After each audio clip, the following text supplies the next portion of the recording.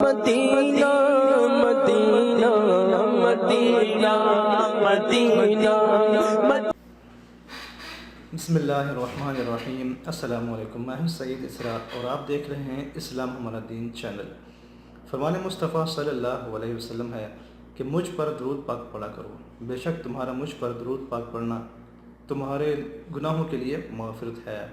مزید ویڈیوز دیکھنے کے لیے چینل کو سبسکرائب کر لیجئے اور بیل کے نشان پر ضرور کلک کر لیجئے۔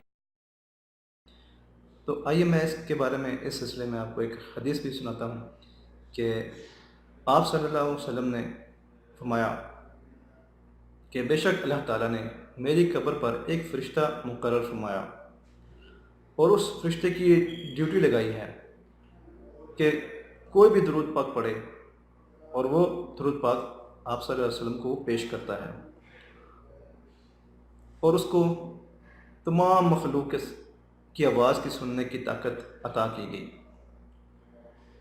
تو آپ صلی اللہ علیہ وسلم نے فرمایا کہ پس قیامت تک جو کہ مجھ پر درود پڑے گا تو وہ فرشتہ اس کا نام اور اس کے والد کا نام مجھ کو پیش کرتا ہے اور کہتا ہے کہ یا رسول اللہ صلی اللہ علیہ وسلم، فلاں بن فلاں نے آپ صلی اللہ علیہ وسلم پر درود بھیجا۔ سبحان اللہ! درود پاک پڑھنے والا کتنا خوش نصیب ہے کہ اس کا نام اور اس کے باپ کا نام بارگاہ رسالت صلی اللہ علیہ وسلم میں پیش کیا جاتا ہے۔ سبحان اللہ! یہاں یہ بات بھی ایمان افروز، یہ نقطہ بھی ایمان افروز ہے کہ دربار رسالت صلی اللہ علیہ وسلم پر جو فرشتہ مقرر ہے، جس کی یہ ڈیوٹی ہے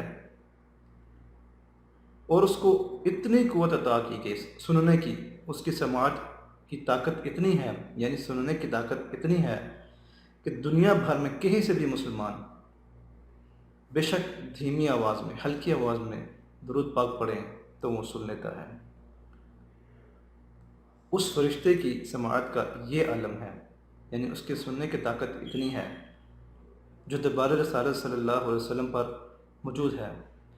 تو خود آپ صلی اللہ علیہ وسلم کے اختیارات کی شان کیا ہوگی؟ آپ صلی اللہ علیہ وسلم بھی درود پاک ہمارا درود سنتے ہیں۔ جمعہ کے دن آپ صلی اللہ علیہ وسلم خود درود پاک سنتے ہیں اور جانتے ہیں اس شخص کو، اس کا نام بھی جانتے ہیں آپ کہ کس نے کہاں سے درود پاک پڑھا۔ اس لیے آپ بھی درود پاک پڑھا کریں اور درود پاک پڑھنے سے آپ کے گناہ معاف ہو جائیں گے، نیکیاں بڑھ جائیں گی انشاءاللہ عز و جل۔ ویڈیو کو لائک ضرور کیجیے اور کمنٹس میں اپنی رائے کا اظہار ضرور کیجیے۔ السلام علیکم ورحمۃ اللہ وبرکاتہ۔